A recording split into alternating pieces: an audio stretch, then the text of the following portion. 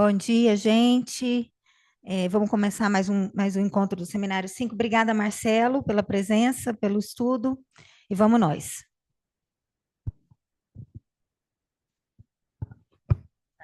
Perguntas, tá bom, Wilson. Olá, bom dia. Está meio de canto aqui. Bom dia, Marcelo. Vocês estão me escutando bem? Estamos. Se não escutar aqui, eu te aviso. Tá. Então, vamos começar então mais esse encontro de estudos desse seminário 5, as formações do inconsciente, esse seminário de 1957, 58, Lacan. Então, hoje eu vou tentar comentar. Eu vou tentar comentar três capítulos, os capítulos 9, 10 e 11, a metáfora paterna e os três tempos do Édipo. E agradeço a Tatiana pelo convite de participar dessa série de encontros, comentando sobre esse seminário, que é um seminário que eu gosto bastante, esse seminário 5, as formações do inconsciente. Eu acho um seminário bastante importante.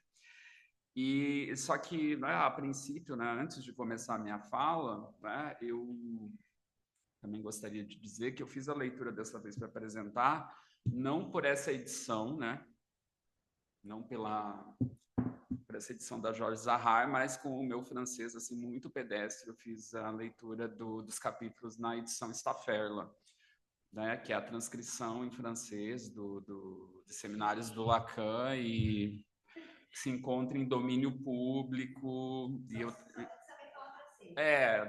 não sei falar francês, mas eu consigo ler com alguma dificuldade. E eu já há algum tempo eu estou lendo alguns seminários que me interessam por essa edição, porque, enfim, eu acho interessante até se começar a ter um movimento para se ler mais essa transcrição que propriamente os seminários editados, porque fazendo uma leitura comparativa, muita coisa fica de fora, A gente, na verdade, está lendo um texto editado pelo Jacques Alain Miller. Então, por exemplo, nesses capítulos que eu li desse seminário, muita coisa fica de fora. Tem muito grafo que não é incluído, E o texto da edição Stafferla, isso é uma opinião minha, mas enfim, com a experiência que eu tenho com edição de textos, com tradução, eu acho um texto mais, assim, claro, ao fato de que ele está em francês, mas a organização do texto, a organização da transcrição, ela consegue aclarar o Lacan. Ela deixa mais claro, porque as sentenças são separadas. Se vocês fizerem uma comparação, vocês vão ver que na transcrição existe, digamos assim, uma disposição mais menos, digamos assim, condensada da própria fala, do próprio texto, em relação a geralmente a edição do Miller, que ele pega e vai condensando tudo num único parágrafo, assim, sem intervalo, sem as citações, ele intercala, às vezes ele inverte, Às vezes o Lacan falando uma ordem, o Miller pega o que ele falou mais adiante, coloca antes, então tem muito disso, assim, Então tem muita citação que a gente não sabe que é citação, e sem contar que agora, na edição Stafferla, você tem a vantagem de que todos os textos, por exemplo, do Freud, que são citados, já na própria edição você tem o link para acessar o texto, e outros artigos e outros textos também citados, você tem o link para acessar. Então, você não precisa ter esse trabalho de pesquisa. Mas, então eu fiz a leitura e também li na edição impressa, porque nós estamos estudando aqui a partir da edição impressa, mas ocasionalmente eu vou me referir a essa edição, para falar sobre alguma diferença e, enfim, sobre o que tem de diferente na transcrição e nessa edição do seminário. Tem muita coisa diferente. Eu sugiro, inclusive, que seria legal até fazer uma comparação. A questão dos grafos, eu por exemplo, me causou até uma certa angústia. Assim, tem muito grafo na transcrição para explicar coisa que na tradução não tem grafo. E aí os grafos aclaram mais, né? Bom, mas então entrando nesse capítulo 9, né, metáfora paterna, que é um capítulo bastante importante desse seminário, né? O Lacan, ele está fazendo essa discussão, né, para colocar a metáfora paterna, né, no centro da interpretação dele do complexo de Édipo, e colocando o complexo de Édipo também num lugar central, né, da teorização dele desse momento, enfim, né, desenvolvimento do pensamento lacaniano, né? Então, ele vai adquirir uma importância assim, central, né, nas preocupações do Lacan, mas lembrando que, posteriormente, né, né, o complexo de Édipo, o Édipo ele vai assumir um lugar lateral. Né? Então, ele está falando de nome do pai aqui no seminário 5, por volta, né, do seminário 11, né, ele já vai trabalhar com outro conceito um pouco diferente, que são os nomes do pai, né, no plural, já é outra coisa, que é o seminário dele, da excomunhão, que ele não ministrou, que nós temos na primeira lição, está recolhida nesse livro aqui, né, Nomes do Pai, né, também ditado pelo Miller, né. E depois, né, no último momento do desenvolvimento da teoria dele, já na topologia, ele, né, vai colocar como, digamos, né, uma condição central, principalmente se falando da psicose, a questão do sintoma, né, do sintoma com TH, né. E aí, inclusive, há uma discussão teórica, até dentro de algumas correntes do lacanismo, ou sei lá, millerismo, será que se fala? Não sei, né? Mas em relação à questão do real, no fim da clínica do Lacan, né? Então, é um grupo que diz que é só o real, não interessa mais o ético, e, por exemplo, né, geralmente os autores mais alinhados, né, com a EPFCL, né, pensam, né, principalmente a partir do que o Lacan fala em alguns lugares nos últimos seminários, por exemplo, seminário 22, de que algo do ético fica e tem sua importância. Né? Então, você não substitui uma coisa por outra. Né? Então, por exemplo, a gente tem inconsciente real, a transferência a partir do real, né, nos últimos seminários, mas inconsciente estruturado como linguagem, ele também, né, ele persiste, né, como conceito. Né? Mesma coisa na transferência, né? Só a gente está falando de categorias diferentes, né? Tanto, né, na clínica como na teorização do Lacan. Né? Então, né, em relação a isso, da metáfora paterna, ele começa dizendo, né, sobre essa questão, né, do pai em relação à análise. Né? Eu vou me remeter a essa edição que eu tenho, que eu não sei se é a mais recente do seminário, eu acho que é uma edição mais antiga, mas qualquer coisa. Né, o capítulo inicia na página 166.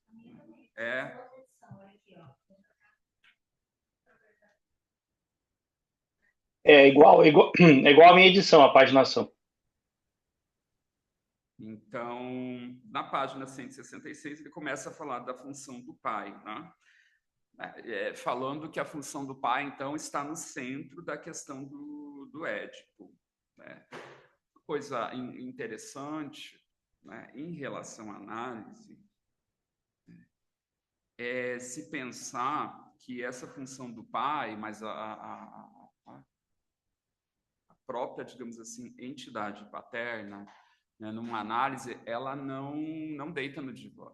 Né, se nós pensarmos, um pai nunca deita no divã, na verdade, o paciente, a experiência clínica, eu acho que pode, inclusive, né, ratificar isso que eu estou falando, sempre deita na condição de filho, a questão dele é sempre nesse lugar do filho, né, não no exercício dessa função paterna. Né?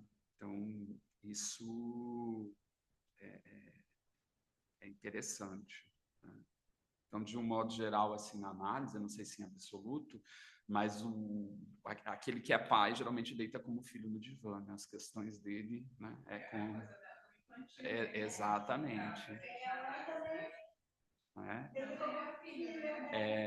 E aí, por isso que a gente pode falar, né? Que a análise, de fato, é a análise sempre do infantil, né?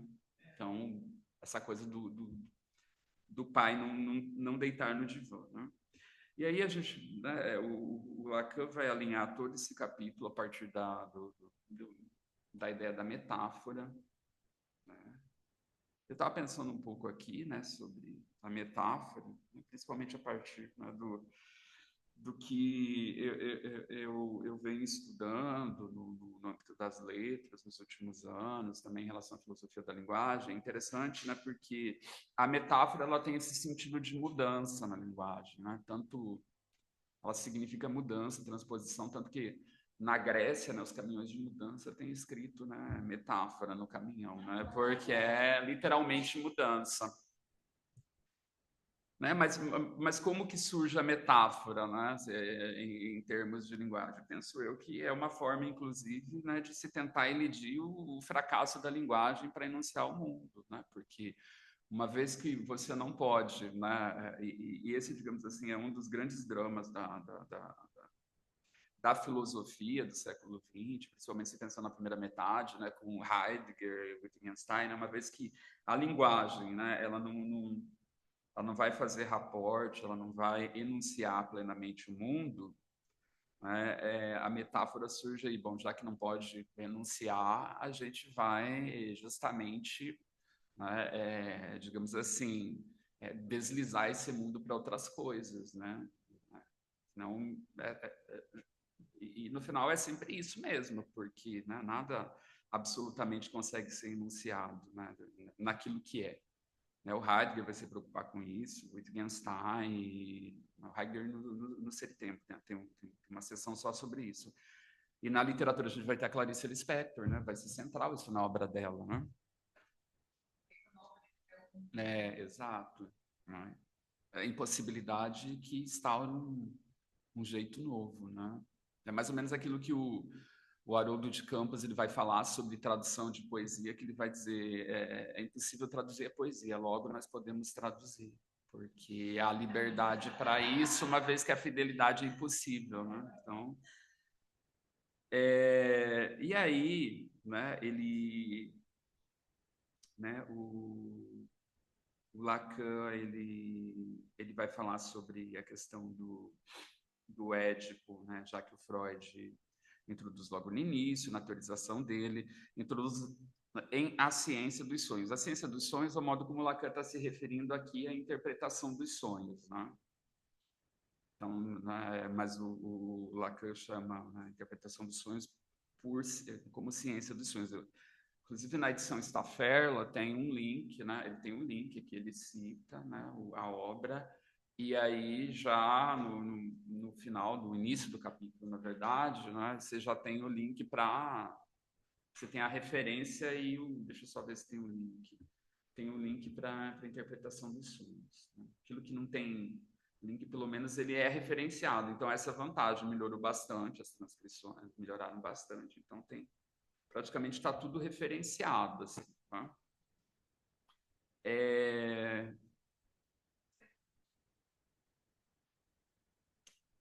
Bom, aí ele começa, né, propriamente...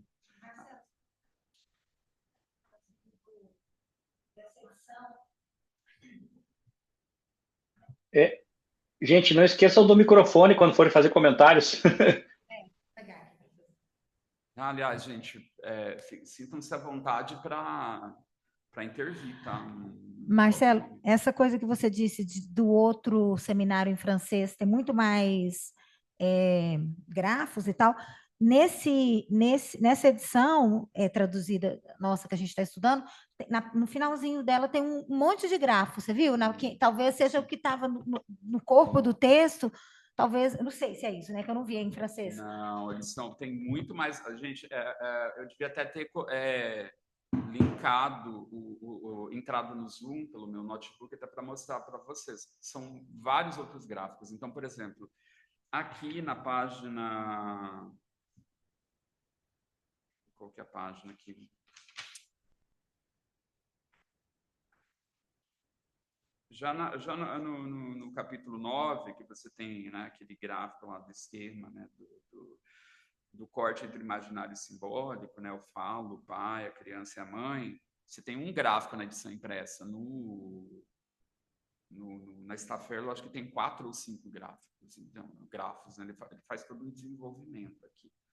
Ele é mais didático, mas enfim, é uma questão de edição também, né? A gente que trabalha com quem trabalha com texto sabe que, né, editar um texto é sempre você optar por omitir ou enfatizar alguma coisa, né? Então, e o próprio Jacques Miller, em alguma entrevista que ele deu, não tão recentemente, ele se colocou como coautor dos seminários mesmo, né, nesse processo de edição. Eu não sei se vocês repararam nesse detalhe, mas a última edição que saiu agora, tanto na França como no Brasil, do seminário 15, é o 15, né? Do ato analítico, esse não tem, se vocês observarem, mas olha a capa aqui, tem o seminário, está lá bem grande, edição de Jacques Miller, né? Ele está assumindo a coautoria dos seminários. Agora já ele, né, perdeu o pudor, então, né, coautor de seminários. Não que ele não pode. Não que ele não possa fazer isso, né? Mas, enfim, né? Então, voltando aqui, vou ver se eu consigo mostrar depois.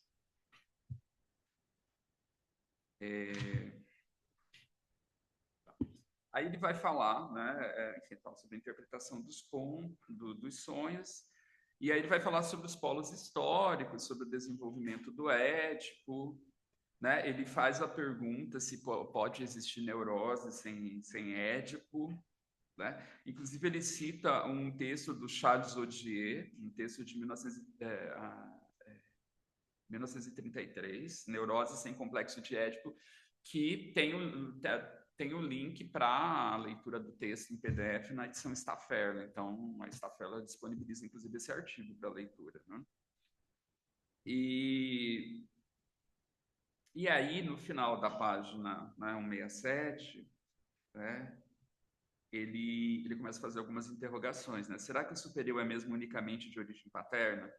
Não haverá na neurose por trás do superior paterno um superior materno ainda mais exigente, mais opressivo, mais devastador, mais insistente? Lembrando que um dos lugares, né, que o Freud, né, discorrendo sobre a segunda tópica, vai dar uma sublinhada em relação ao superior e colar, né, o superior à, né, a função paterna, não propriamente função, porque o Freud não trabalha nesses termos, né, Lacan que pensa nesse sentido, né, relendo Freud, mas é no mal-estar da cultura quando ele discorre, né, sobre o superior, né, inclusive enfatizando que, né, o superior, digamos, né, ele é mais severo, principalmente se o pai é débil, né? Não são exatamente as palavras do Freud, mas é mais ou menos isso que ele coloca no mal-estar da civilização. Fiquem já com... Se o sujeito, então, precisasse erigir um superior muito rígido justamente pelo pai ser débil, tipo isso, né? Isso. Só que ele vai, na verdade, porque, né, o senso comum que o Freud está, na verdade, esclarecendo o senso comum que ele fala. O senso comum diria, né, o filho seria atormentado pelo superior, né, digamos, né, ele teria uma instância de uma severidade quase que insuportável, né, o que o senso comum pensaria? Porque ele teve um pai muito severo, né, então seria uma espécie assim de cópia do internalizada do pai, né, introjetado. Aí vai ver Mas o pai é um não, banana. Ele fala o contrário, né? Ele diz que geralmente se vê um superior, digamos, extremamente severo, né, implacável, né, nesse histórico familiar onde que o pai, né, isso é o Freud falando, onde o pai é débil, né? O Freud não usa esse termo débil, mas fala, né, A gente conhece como banana, né? Banana. Mas aqui o Lacan vai fazer o que o Lacan vai fazer aqui nesse seminário, ele vai dizer, olha, isso não é uma questão do pai, é uma questão que tem a ver com a mãe, né? E a coisa também parece que o neurótico não suporta muita liberdade, né? Tem que ter, é difícil assim. Então, A liberdade supõe você assumir o desejo, né? E aí é uma bandeira dois aí, né? É outro, o preço é outro.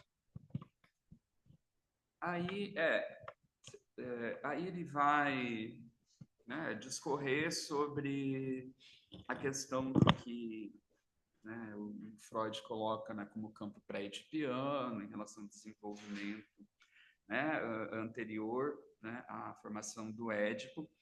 Ele vai falar ali sobre o Nachtraglichkeit, né, que seria a posteriori, só depois, né, no Édipo, né, essa coisa da retroação, né, de um segundo tempo, mas isso é melhor elaborado em Freud, né, como nós bem sabemos, no caso clínico do Homem dos Lobos, né, que inclusive é dali que o Lacan vai sacar muita coisa para elevar, né, o Nachtraglish a uma categoria de conceito, né, no Homem dos Lobos, né, que ele vai trabalhar com esses temas, né. Lembrando que o Homem dos Lobos não é exatamente um caso sobre neurose, né, toda essa discussão. E o interessante, o que eu percebi aqui, inclusive nesse seminário, né, talvez de uma maneira assim subjacente, a todo momento, o Lacan ele vai falar, claro, da psicose, da perversão, né, em relação a essa estruturação, mas ele sempre dá uma atenção, né, ele privilegia mais, quando ele pontua ali a questão estrutural, a perversão. Então, eu talvez tenha observado isso assim com uma certa facilidade, porque eu estou lendo, né, relendo, na verdade, esse livro do Ziskovich, né, Perversão é a Psicanálise, no qual ele comenta bastante assim como que o Lacan vai construindo a teoria dele sobre a perversão, né? Então, de fato, né, tem muita coisa importante sobre a perversão dispersa também nesses capítulos, né, sobre a metáfora paterna e o Édipo, né? E aí ele faz, inclusive, no final da 168, uma observação sobre a perversão, tá? Dizendo que, né, eu estou seguindo aqui, né, a edição impressa, posto que a perversão não teria sido recalcada nem passado pelo Édipo, o inconsciente ficava exposto a céu aberto. Essa é uma concepção na qual ninguém mais se detém, o que não quer dizer, no entanto, que estejamos mais avançados nisso. Lembrando que ele está falando de perversão aqui, inconsciente a céu aberto, né, em relação não à psicose, né? Então, lembrando que a perversão, né, ela é, digamos assim, um desmentido da castração, né? O perverso, ele sabe sobre a castração, mas ele nega, né, a castração, né? Ele não recalca, ele nega. Daí a relação, enfim, eu vou falar mais sobre isso, a relação dele com a mãe, com a lei. Ele prescinde do pai, né? Ele se faz a própria lei, né? A perversão tem essa característica de primeiro um sim e depois um não, né? E na psicose é um não já de cara, Exato. né? Assim, não entra, assim, uma coisa menos, assim. Né, a céu aberto. Essa é uma concepção na convivência do tempo que não quer dizer, no entanto, que sejamos avançados nisso. Lembrando que, né, o Freud, na perversão, é o negativo da neurose, né? Inclusive o grafozinho, né, da fantasia, né, que você tem. Exato. Neurose invertida. Então, no próprio grafo da fantasia lá que você tem, né, o sujeito barrado, a pulsão, objeto A, se você inverte, troca o objeto A e o sujeito, você tem o grafo da perversão. Né, esse livro do Scovitch é muito interessante, porque ele vai falar sobre, né, o analista perverso. Né? Então, de certo modo, ele postula a possibilidade do analista perverso. Mas não só sobre isso. Né? Aí ele vai, eu vou só virar assim, que eu escrevo na margem, né? Tem uma coisa interessante que ele fala, né? Ele está falando sobre perversão e psicose, ele diz o seguinte: quer consideramos a perversão a psicose, sempre se trata da função imaginária, né? Ele está falando da função paterna, né? mesmo sem ter sido especialmente introduzido ao manejo que dela fazemos aqui, tá? Aí ele fala, uma invasão endofásica feita de... E ele está falando, né, isso relacionado né, com essa configuração da função paterna, né?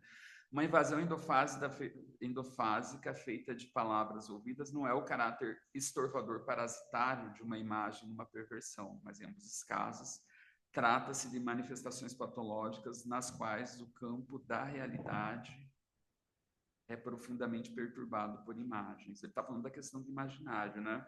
Então, esse é um ponto que no seminário que a gente tem impresso, não dá para entender muito bem. E na edição francesa está completamente claro isso, porque ele separa.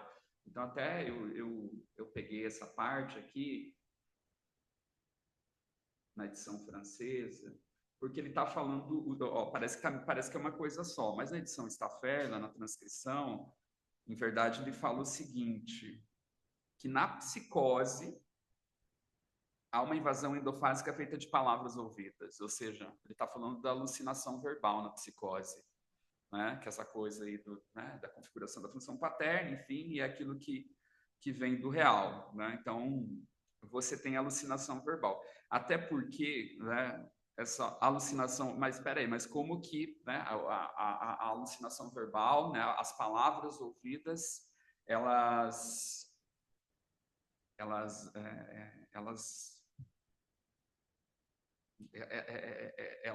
né, elas fazem essa passagem de imagem para a palavra, né? Mas eu acho interessante, acho que é no seminário 22 que o Lacan fala, né, que na psicose a alucinação verbal seria uma espécie assim de sonorização do olhar perceptório, né? Então, aquilo que se ouve na verdade é esse olhar, né, perceptório no simbólico, né? E aí ele fala sobre a perversão, né? Ah, o Nelson disponibilizou lá. Obrigado, Nelson. Obrigado, Nelson. E aí, na perversão, ele vai falar de outra coisa, que é isso, é o caráter estorvador parasitário de uma imagem numa perversão. Então, não fica muito claro no texto em português. Por isso que a gente, às vezes, não entende Lacan, não somos nós, é a edição do texto, porque eu achei, assim, quase impossível de entender o que ele está falando sem remeter ali o texto francês, né? O que ele está falando é que existe algo que fica ali na perversão, né, do campo de imaginário, e essa mesma tradução que ele usa aqui, estorvador, não é uma tradução que é porque estorvador é assim, algo que dá a ideia de incômodo, né? Mas ele usa, na verdade, eu acho que lá está encombrando alguma coisa, que seria assim, a ideia de um objeto grande que atrapalha a passagem, o caminho, né? Tipo o elefante na sala, né? Então, isso seria a coisa que fica né, da imagem na perversão, né? Que ele fica fixado ali, né? Uma coisa que aí vai se tornar isso que atrapalha, digamos assim, um caminho, né? Então... Será que, então, pensando aqui nessa coisa do olhar como objeto A, ainda que ele não esteja falando disso aqui, mas, por um lado, na psicose, então, tem a coisa da sonorização do olhar, né, que você falou, e aqui tem isso do olhar mesmo, da visão, assim, como a voz e o olhar, né? Eu fiquei pensando aqui nisso do objeto, né? Que são dois objetos também da pulsão, né? O olhar e a voz. Aí eu fiquei tentando encaixar isso aqui, né? E se a gente pensar na psicose, na perversão, ou não tanto pensando só estruturalmente, mas, digamos assim, né, em algo psicótico mesmo na neurose, algo perverso na neurose, isso psicótico, ele sempre tenta se esquivar do olhar, né? Enquanto que o perverso vai no caminho contrário, né? Ele é, na verdade, atraído a questão discópica, é o desejo de ver, né? Eu lembro daquela passagem, acho que tem no Confissões do Santo Agostinho, que ele tinha proibido ele tinha prometido que não ia mais no circo ver as lutas de gladiadores, né? E aí eu acho que os amigos passam, né? Uma cena comum, inclusive nos dias de hoje, os amigos passam, vamos lá no circo assistir o espetáculo, né? Mas aí ele tinha feito uma promessa, já tinha se convertido, ele falou, não, Então, não vou. Aí ele cedeu, ele foi. Ele disse, mas vou ficar com os olhos fechados. E ele foi no circo, ficou assim. Aí ele fala, exatamente, fumar e não tragar. Aí ele fala assim, quando ele escutou o primeiro grito da plateia, ele tirou as mãos e aí não conseguiu desviar o olhar, né? E ele fala, o Santo Agostinho usa um termo, ele diz, a voz do sangue me convocou, né? Que é essa coisa do olhar ali que, enfim, né? Depois de umas discussões sobre o real, é o olhar que ele é capturado pelo horror, né? Ele é capturado pelo horror e não consegue se desviar disso. Eu atendi uma vez um perverso na clínica, uma vez, e aí tinha essa coisa, de uma cena com essa coisa do olhar, tinha uma coisa de ver e ser visto, assim, e aí a coisa foi escalonando, escalonando, e eu não sabia, muito difícil de atender, e aí eu fui levar para a supervisão, e sempre na supervisão, chegou num ponto na clínica, um dia ele disse que ia matar uma pessoa. E eu fiquei muito angustiada, imagina, né? Aí levei para a supervisão de novo e a supervisora disse: a psicanálise é contraindicada para ele. Você vai ter que desinvestir seu desejo. Aí foi, mas ao mesmo tempo eu não podia parar de atender assim, porque ele tinha me dito isso. Enfim, foi um processo, mas aí acabou que consegui. Pode falar sobre caso clínico aqui, então. Né? Eu, na verdade, eu estou escrevendo um caso clínico de uma paciente que eu supervisionei durante muito tempo, ela tinha traços perversos muito acentuados, assim, e lendo agora, né, relendo esse livro do Scovitch, eu cheguei à conclusão que era uma paciente perversa mesmo, ele está se encaixando absolutamente em tudo, né? E eu sempre conto, assim, né, sobre, né, tanto em supervisão, quanto nos fragmentos desse caso, né, que eu já discuti, de uma situação que naquela época atendia essa paciente, eu acho que estava atendendo um sábado à tarde, e ela estava com uma bolsa, e só eu, sábado à tarde, sozinha na clínica, e ela falou para mim, doutor, eu tô com uma machadinha dentro da minha bolsa, né? E assim, fixação totalmente, justamente nos objetos, imaginário, né? Colecionava isqueiro, né? Tinha uma fascinação por armas, né? Ela estava sendo processada por pedofilia, uma mulher, né? E foi processada e condenada depois. Enfim, era uma pessoa assim que ela saía à noite dirigir aqui em Campo Grande para atropelar animais, né? Era isso aqui.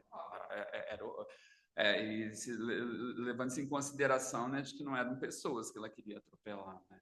Então, e aí teve um dia que justamente a gente teve uma sessão que ela me falou tudo, jogou tudo assim, tentou me angustiar ao máximo.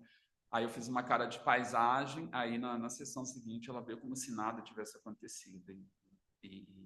E aí o interessante é que depois que ela falou tudo isso, assim, mudou totalmente o rumo do que ela falava, né? Mas enfim, esse é um caso que eu vou escrever. Assim. Para quem já assistiu aquele filme A Professora de Piano, a relação com a mãe é muito parecida, né? com a da personagem daquele filme. Né? Bom, mas aí voltando aqui,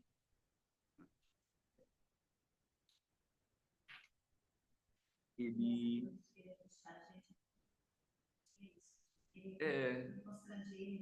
porque o perverso ele tenta angustiar, né? E aí talvez o desafio do analista, né, para se manter o perverso na clínica é suportar isso para que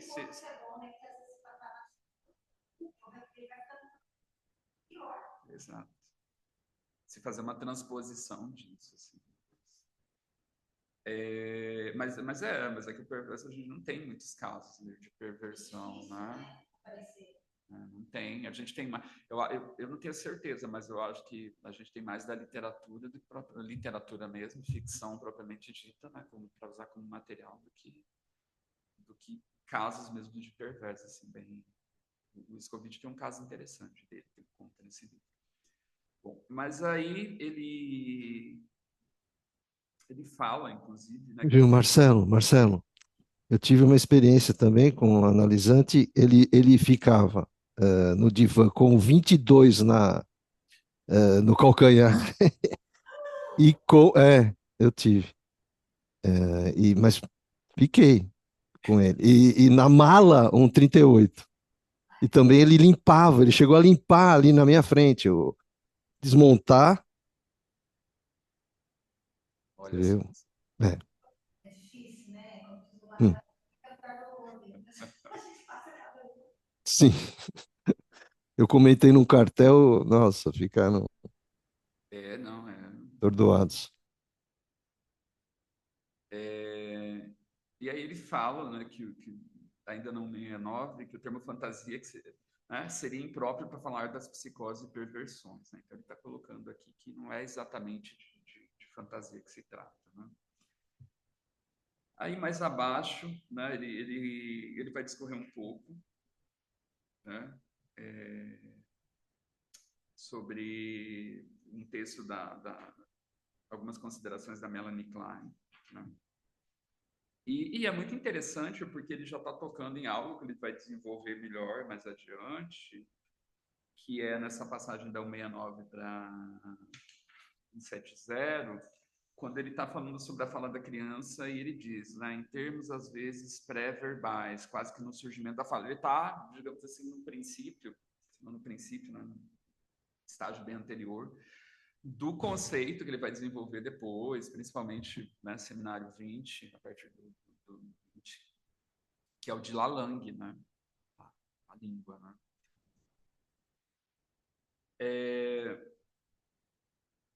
E aí ele vai discorrer, né, como que a Klein ela vai conceber, né, enfim, o que ele está discorrendo, ele fazendo, digamos assim, uma revisão a partir do Freud, da Klein, tecendo considerações, é justamente, né, como que se configura, como que a teoria está pensando até então, né, a disposição, configuração do casal parental, né, e a criança. Né?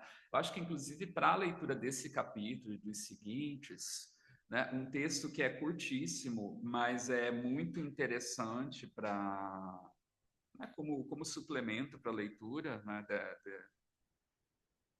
desses 3 capítulos, mas de outros também do livro, é Nota sobre a Criança, né, que está nos outros escritos. A gente já fez um evento, eu lembro que certa vez foi, acho que a Juliana Costa, que comentou a Nota sobre a Criança, né, que eu acho assim, um texto bem fundamental e introdutório sobre essa questão, né, do casal parental, do crocodilo, e outras coisas. Né?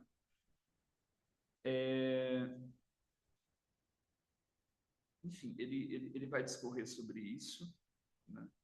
Ele está falando sobre os polos ali do Édipo, né? essas figuras, a mãe, o pai. Marcelo, desculpa, você pode aproximar um pouquinho mais o microfone só?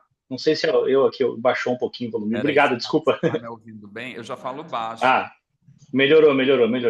Talvez baixar um pouquinho a ponta do microfone ali. Eu acho que se baixar ele um pouco, ele cai. Tem um limite aqui. Beleza. Obrigado, desculpa interromper. Ele perde a potência se baixar demais aqui.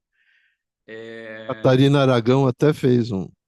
Ela falou que Tá broxar, não, broxou, não tomou Tadala, ela falou. Aí, enfim, né, só para adiantar um pouco, né, ele, na página 171, né, então ele vai falar sobre a importância do Édipo, que no Édipo há, então, essa assunção do próprio sexo pelo sujeito, né, e mais adiante ele vai falar a virilidade e a feminização são os 2 termos que traduzem o que é essencialmente a função do Édipo. Virilidade e feminização. E aí a gente entra, digamos assim, numa questão espinhosa, assim, de o que seria virilidade e feminização hoje, né? Nós, na nossa leitura de Lacan, hoje, 2025, né? Porque, né, digamos, há algumas considerações que ele faz em relação a isso. Claro que a gente não vai pensar do ponto de vista literal, né, dessa virilidade, né, a própria feminização, mas algumas passagens são tanto problemáticas, né, para serem lidas em relação ao que ele considera sobre isso. Né? principalmente se a gente levar em consideração o que a psicanálise, a própria psicanálise vem discutindo, né, sobre a própria sexuação, né, nos dias de hoje. Então, mas o que a gente tem que entender é que isso é década de 1950, né? O próprio Lacan ele vai mudar a perspectiva dele em relação a algumas coisas, né? Já a partir da década de 60, 70. Então, aqui, por exemplo, nós não estamos trabalhando com alguns conceitos que serão importantíssimos para, né, entender mesmo essas próprias funções, né? Por exemplo, a questão da função paterna, a questão do próprio desejo, né? Não tem objeto A aqui ainda. O próprio real nesse seminário não é o real que a gente... Não é nem o real que se tem ali, digamos, a partir do seminário 11. Né?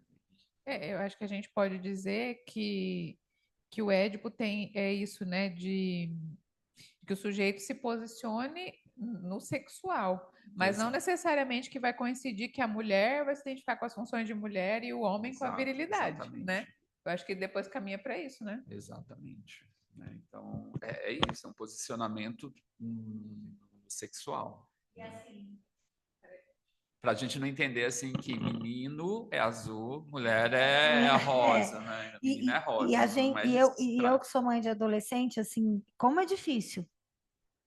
É um momento difícil esse de se de ser, né, de ir para o embate, para o jogo, né? É complicado. Então ele vai falar que o Édipo está ligado à função do ideal do eu, né? Isso não tem outro sentido. Então o Édipo e a função do pai são a mesma coisa aqui, né? Isso que o Lacan está colocando. Né? E aí ele diz, não existe, ainda não 71, não existe a questão do Édipo quando não existe o pai, que inversamente falar do Édipo é introduzir como essencial a função do pai. Então, quer dizer, a função do pai está atrelada à questão do Édipo. Né? Por isso que, né, mais adiante, nos seminários, né, principalmente a partir do seminário 19, né, 20, né, quando... mas acho que no 21 que o real, né, vai ter lá aquela importância, nós temos até o batismo do real no seminário 21, a gente constata que de fato não dá para prescindir do Édipo, porque não dá para prescindir do próprio pai, né? Desde aí ele fala, né? Então fica algo disso, né? Então, ali ele tem um grafo, né, para falar, né, do supereu, realidade, ideal do eu, né, mas né, ele está falando sobre questão de se assumir a genitalização, enfim. Mas o que ele está dizendo é, né, do Édipo para essa assunção do sexo, né, você assumir aquilo como a Sloane colocou muito bem, né, um lugar, uma posição no sexual. Aí ele vai falar sobre, enfim, né, faz uma crítica à expressão carência paterna, né? Ele fala que não é disso que se trata, de carência paterna. Então, inclusive, mais adiante, ele vai falar sobre o caso do pequeno Hans, e ele diz, olha, o Hans não foi carente de pai, ele teve um pai presente. A questão com o pai é outra, que é a questão do pai com, né, essa função de pai em relação à mãe. Então, não seria carência paterna nesse sentido, né? E mais abaixo, ele vai falar, será que um Édipo pode constituir-se normalmente quando não existe pai? Ele vai tentar responder a essa pergunta. Tá? E aí, já abaixo, diz, percebe-se então que um Édipo podia constituir-se muito bem quando o pai não estava presente. Então, mesmo sem o pai, é possível se fazer o Édipo, né? Digamos assim, a função prescinde, né, da pessoa. Né? Então, né? Aí tem, eu acho até muito interessante aqui, né? Ele faz uma observação sobre o tempo, né? Ele está falando sobre o desenvolvimento até então, né? Dessa questão do Édipo, e ele faz uma observação muito interessante aqui, que não tem a ver com a teoria, mas com a própria psicanálise em si, que ele fala as escolas foram feitas com lentidão, ou seja, ele fala que para você desenvolver um pensamento, compreender, pensar, né, a pressa não faz parte disso, né? Então ele deixa... Achei interessante isso, principalmente nós que vivemos aí num tempo da pressa que a gente quer, né, absolutamente absorver tudo de imediato, entender tudo imediatamente, né? Eu nem lembro quanto que eu li, eu acho que parte desse seminário a primeira vez, mas o entendimento hoje é completamente diferente, né? Eu estou lendo Lacan desde o início dos 2000, muita coisa está se aclarando até agora para mim, então precisa de um... também, muito.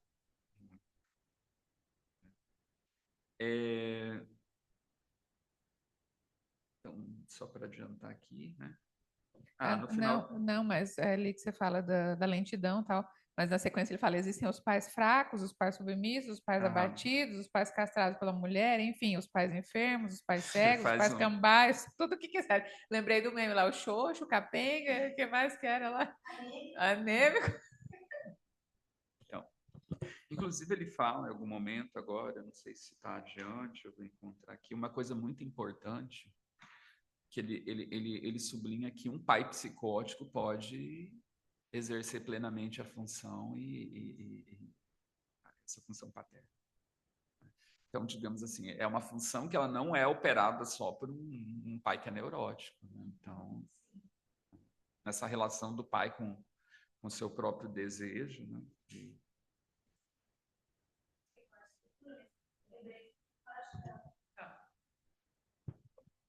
Não pensei na estrutura, mas lembrei do filme Forrest Gump, né? Que ele exerce, ele é pai, né, da menininha. Então, plenamente possível, né? Porque é isso que ele fala, né? Se você prescinde da... E a gente vai ver mais adiante, né? Que a função não precisa nem ser exercida exatamente pela pessoa. Então um pai psicótico pode, né? E aí, sobre a função mais abaixo, ele... enfim, ele vai dizer assim, o pai como aquele que tem que manter seu lugar como membro do trio fundamental da família. Então, na verdade, é menos uma presença em relação à criança e mais, né, a afirmação desse lugar aí no exercício da função paterna. Aí mais adiante, né, na 174, ele fala o seguinte, no segundo parágrafo. Confunde-se duas coisas que estão relacionadas, mas que não se confunde. O pai como normativo e o pai como normal. O pai pode, é claro, ser muito desnormatizador na medida em que ele mesmo não seja normal. É essa a passagem. Mas isso é rejeitar a questão para o nível da estrutura neurótica psicótica do pai. Logo, a normalidade do pai é uma questão e a de sua posição normal na família é outra. É isso que ele está falando, né? Independente da estrutura, né? Que interessa essa posição, né? No exercício da função. Ele está falando sobre isso, então, né, dizendo, né, traduzindo em miúdos, que um pai psicótico pode não dar origem a um filho psicótico, por exemplo. E aí ele vai falar sobre o exercício dessa função, né, a partir do tópico 3, né, que não existe na edição Stafferla, porque ela não tem essas subdivisões, né? Ele vai falar assim, deixa eu ver aqui, tem um trecho, quero ver se eu... tem uma parte ali, eu pulei, quando ele está falando sobre o ideal do eu, que não tem nessa versão aqui, ela foi omitida, né? Ela foi suprimida, mas ele fala uma coisa importante sobre o ideal do eu, né? Que seria... Agora eu não me lembro em qual parte da Stafferla até eu traduzir esse trechinho, que ele fala assim, o ideal do eu em todos os casos carrega consigo a genitalização, pois se supõe que ela se torna um elemento ideal do eu, né? Que é essa coisa de você assumir, né? No caso, essa posição dentro do sexual. A realidade, né? Título do capítulo, envolve as relações do complexo, título do capítulo nos 3 ensaios. Envolve as relações do complexo de Édipo com as condições que envolvem uma ruptura da relação com a realidade, perversão e psicose. Então, ele está falando dessa ligação, né, que, digamos, né, e esse é um ponto importante que não está nessa versão impressa, que a realidade, né, essa mediação pela realidade que o complexo de Édipo ele faz, né, que tem implicações na perversão e na psicose, né, diferentes. Isso não está nesse texto editado pelo Miller. Eu vi vários outros trechos interessantes, assim, mas aí acho que de repente a gente até pode pensar em algum grupo de trabalho, de repente começar a traduzir essas versões, assim, seria interessante. Se a gente esperar entrar em domínio público, Lacan morreu em 81, né, 70 anos depois, né, falta bastante ainda, né, para entrar. É 81. É 70 anos. Falta 20. Não, a gente já vai estar. Eu vou estar com 70. Eu vou estar com 71, gente. Não, gente, mas dá para fazer e daí esperar. Daí publica quando tiver com 71. Não precisa fazer quando tiver com 71. Não, mas eu acho que é interessante. Porque até se vocês observarem, eu não sei se tem versão impressa do Seminário 20. O Seminário 20 é bem fininho, né? O texto da transcrição é enorme, assim. Tem, já está traduzido já, ouvinte. Mais ainda. Mas a gente tem a tradução digamos, é quase uma... Ah, tá. Já ela me lê. A transcrição, eu acho que ele é quase o triplo salvo engano, acho que é o 20, é quase o triplo, assim, a transcrição do que a gente tem editado. É um seminário importantíssimo. Não, também pequeno. Não pode, né? Não pode. Quer dizer, tem as versões que circulam. Piratas, né? Aí, mas...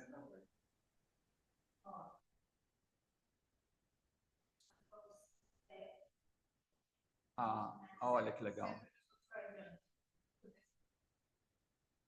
Eu acho que era do Recife também, do CEF, que tinha uma tradução do 21, não era?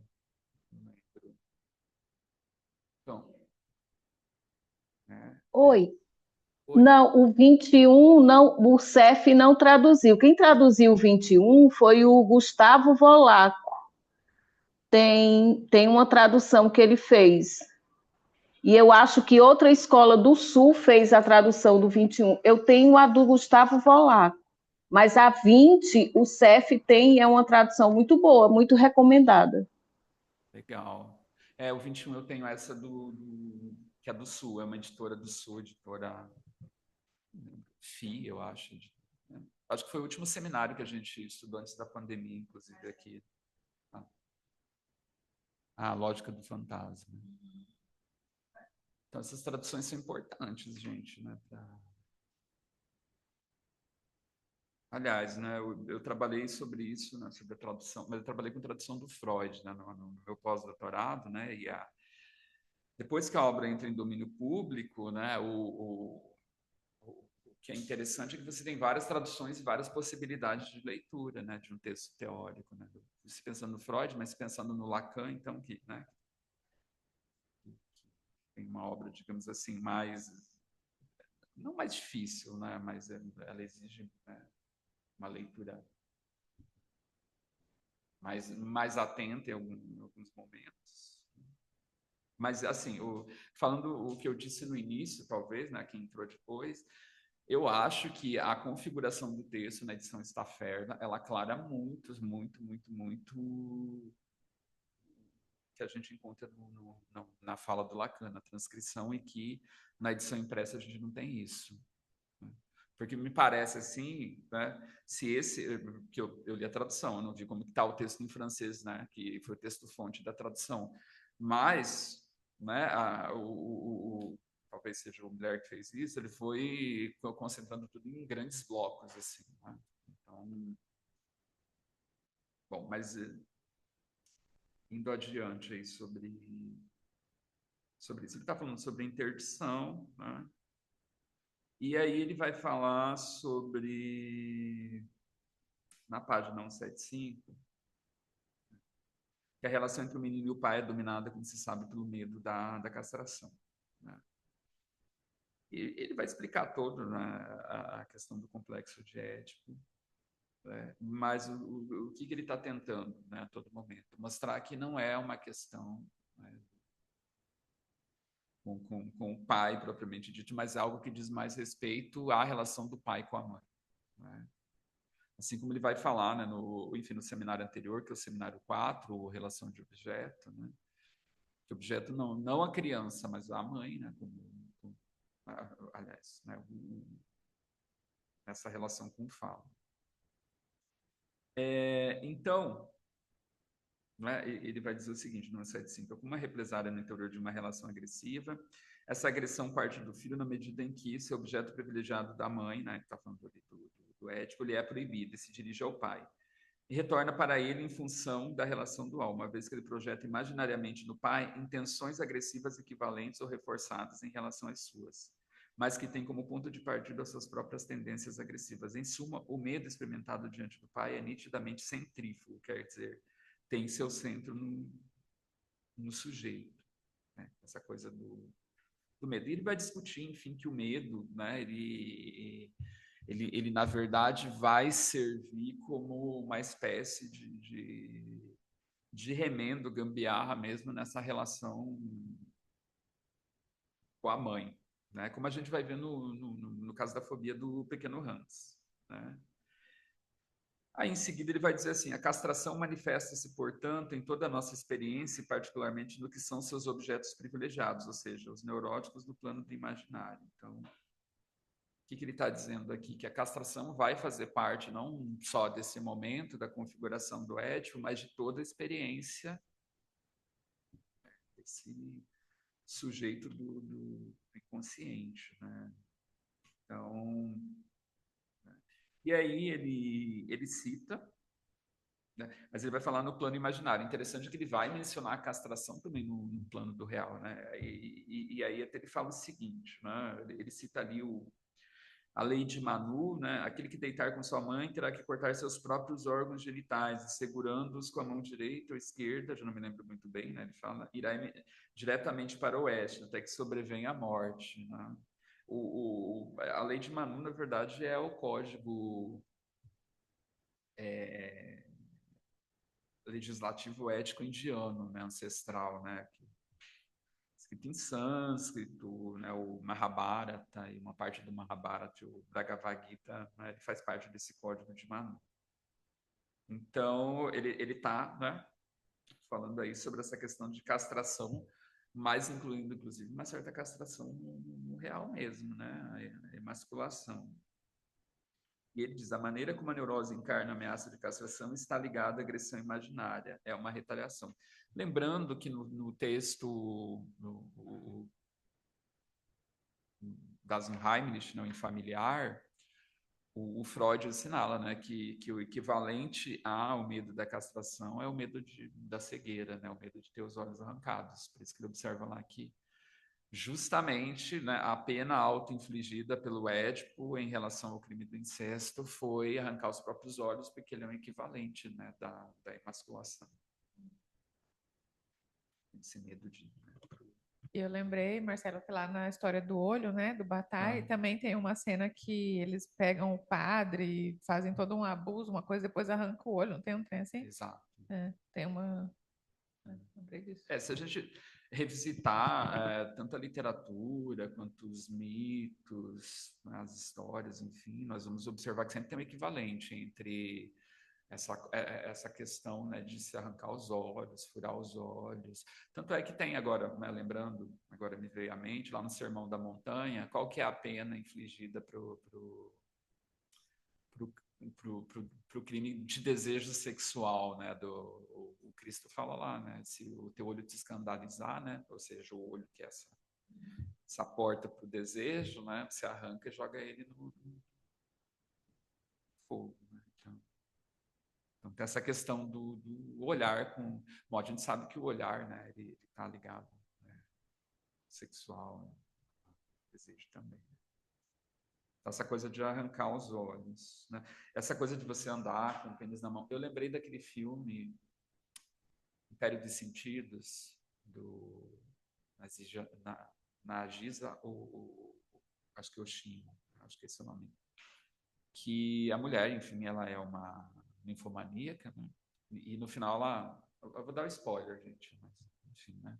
Ela mata o cara, eles têm jogos, enfim, bastante perversos, e ela mata ele por asfixia erótica. Né? Eles vão se asfixiando, se enforcando, o cara morre. E essa é uma história real. Aí, é uma cena bem crua, assim, no filme, ela corta o pênis dele, né? Parece, assim, a cena bem sem nada. Inclusive, nesse filme, os atores fazem sexo mesmo, de verdade, assim, não é cênico, não. Acho que foi o primeiro filme não pornô que esse sexo. Mas na exibição original, que eu assisti no cinema quando veio, cortaram várias. Depois eu posso até colocar, eu tenho uma versão do diretor, aí tem tudo. Os milerianos ficaram lá fazendo corte Fecharam o corte. Castração. Eu assisti aqui, chamava o Cine Gazeta, que era onde era o Colégio Objetivo. Mas mesmo assim, escandalizou, né? Então, e aí ela corta, ela emascula, né, o cadáver, e aí ela sai durante 3 dias, assim, perambulando por Tóquio com o pênis do cara na mão. Né? Então, é uma história real, isso aconteceu mesmo. Né? O Império dos Sentidos, gente. E esse cineasta é polêmico, né? Eu sei que ele tem um outro filme posterior, que é a história de uma mulher que o amante dela é um macaco. Né? Então... Nagisa Oshima, eu acho o nome dele. Né? É um filme de 74, início da década de 1970, né? 76. 76? Obrigado, Nelson. Império de Sentidos, né? Deixa eu ver aqui. Ele vai falar sobre a questão do Édipo invertido. Esse termo invertido, né? Já desde Freud ele dá pano para manga também, né? Que ele fala, né? Questão delicada do Édipo invertido, né? E ele diz, esse Édipo invertido nunca está ausente da função do Édipo, isto é, não se pode iludir dele o componente de amor pelo pai. Então, ao mesmo tempo que você tem esse ódio, né, essa agressividade dirigida ao pai, você tem o afeto, o amor. Não sei exatamente se seria o caso de se pensar nesse termo agora, uma inversão, né? Eu acho que talvez aqui o Lacan esteja mais, digamos, talvez contaminado pela terminologia freudiana do que propriamente, né? Pensando mesmo de um modo conceitual mais preciso. E aí ele fala, na medida que o pai é amado, que o sujeito se identifica com ele e que encontra a solução terminal do Édipo numa composição do recalque amnésico, com a aquisição nele mesmo do termo ideal, graças ao qual ele se transforma no pai. Olha. Interessante, né? Ele assume isso. E então ele fala sobre o caminho, ainda na 176, é pelo caminho do amor que se pode produzir a posição de inversão, ou seja, né, ao invés de uma identificação benéfica, o sujeito se descobre afetado por uma bela posiçãozinha, apassivada no plano inconsciente, que no momento certo fará seu reaparecimento, colocando numa espécie de bissetriz no ângulo de squeeze panic, né, que é um termo do Bridge, né, que ele usa, né? Algo assim como você tocar o terror para ter uma vantagem, né? Então, enfim, ele vai discorrendo sobre isso. E aí ele retoma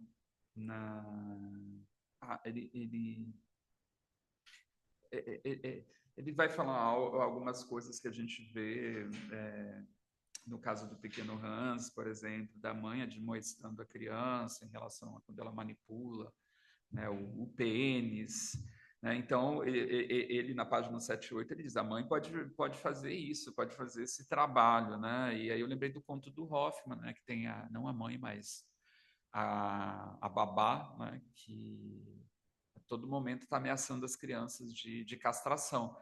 E olha que interessante aí é justamente a questão do olhar, né? Porque a babá fala que se as crianças não se comportarem, o homem da areia vai levar os olhos dela, jogar areia nos olhos, os olhos vão saltar das órbitas e ela vai levar para os filhos, eu acho que filhotes que estão na lua, comer esses olhos, né? Então a castração está aí. Aí ele coloca uma tabela, né, para organizar isso, né? Ele já está desenvolvendo esse esquema, né, do castração, frustração e privação no seminário 4, né? Então ele vai dizer que o pai real, deixa eu só aqui, ele vai dizer que o pai real diz respeito à castração, só que essa castração está no plano do imaginário, né? Dimensão imaginária, mas simbólica, né? Ela se articula em relação à frustração, só que no plano real. Só que esse real é fenomenológico ainda. Nesse seminário do Lacan não é o conceito de real que a gente conhece, né? E o pai imaginário, né, ele vai lidar com por a privação que é de ordem simbólica. Então é isso. Bom, mas o que ele está falando, né, resumindo, é sobretudo a questão de que o pai, né, ele vai, na verdade, se interpor para capturar esse desejo da mãe, né, em relação como se esse pai fosse né, o portador do falo, né? Então tudo passa por essa percepção, né? Aí eu quero ver, vendo aqui nas minhas notas. Daí na página 180, enfim, ele chega ao que ele quer falar de fato nessa a parte que é assim, o pai é uma metáfora, né? Eu acho que é digamos assim, a síntese de todo esse capítulo, né? Que é a metáfora paterna, o pai. E aí eu lembrei que há outro livro também interessante para se ler, que em verdade discorre sobre isso de uma maneira mais generalista, assim, né? Não só nesse âmbito do casal parental e da criança, mas na própria cultura, que é aquele livro do Mustafa Safwan, A Palavra e a Morte, ou A Palavra ou a Morte, né? No qual todo, né, a questão da lei é discutida a partir da metáfora paterna, né? Livro muito bom, eu gosto bastante. Então, ali ele vai falar na 180, a função do pai no complexo de Édipo é ser um significante que substitui o primeiro significante introduzido na simbolização, o significante materno, né? Então, ele está trabalhando com aquela ideia depois que, né, vai ser, digamos assim, ilustrado, né, vai se barrar a boca do crocodilo, né? Tá se encaminhando para isso, aqui em termos de significante, né? Sujeito significante. Ele tem, inclusive, um grafo, né, que ele vai representar isso, né, o pai, a mãe. Eu um pouco contaminado assim, por leituras dos seminários posteriores, eu já olhei esse gráfico e já imaginei ele girando, mas não é o caso aqui, né? E aí ele fala sobre esse afastamento, então o significado das idas e vindas da mãe na 181. Eu falo, né? Ele está, na verdade, aqui, né, fazendo uma alusão, depois ele cita, inclusive, nominalmente, né, do fordar, né, daquela coisa da mãe, né, se afastar e voltar. Só que lembrando assim que no texto do Freud sobre o fordar, o que está em causa é a fantasia. Né, aqui, como Lacan pensa, né, pelo menos no primeiro momento do ensino dele, é a questão da ordem simbólica, né? E isso também de que a mãe precisa se ausentar de alguma forma para que esse significante materno seja substituído, né? lembro agora quem que deu o exemplo, né? Mas eu acho que foi já numa discussão anterior de alguém que escreveu que um caso em que a máquina de costura fazia a função paterna. Vocês lembram de quem que é? Eu já ouvi, mas eu não lembro detalhadamente, né? A Bonner. Ela dizia, ele só tinha a mãe e a criança. Aí ela dizia, o Bonner dizia boa noite, ela dizia boa noite, seu lindo. Aí apontava para um desejo que para além da maternidade, né? Que é isso, assim. Eu já exercia a função de corte ali. O William Bonner exercendo a metáfora, né? Então, ali na 182, ele fala que a metáfora, então, só para é algo assim que ele acaba sintetizando tudo que ele falou. Então, a metáfora situa-se onde? No inconsciente. No inconsciente é estruturado como linguagem, né? Só lembrando que é esse o conceito de inconsciente dele agora, né?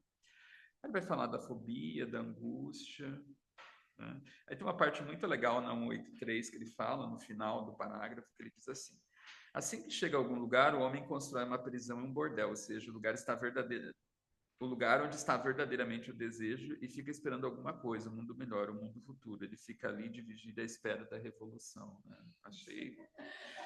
Podia deixar passar batido essa citação, não?